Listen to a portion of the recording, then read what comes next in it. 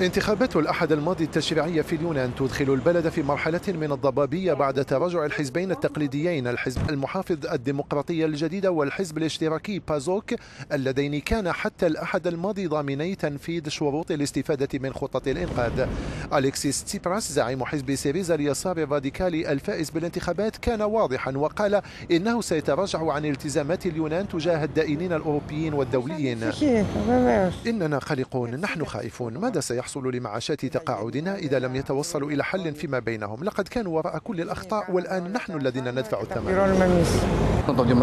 في السابق سندت الحزبين الرئيسيين، لكن حاليا تبنيت خيارا آخر، لكن ما أراه الآن من خلال ما يقومون به أعتقد أنني سأعود مستقبلا إلى خياراتي القديمة.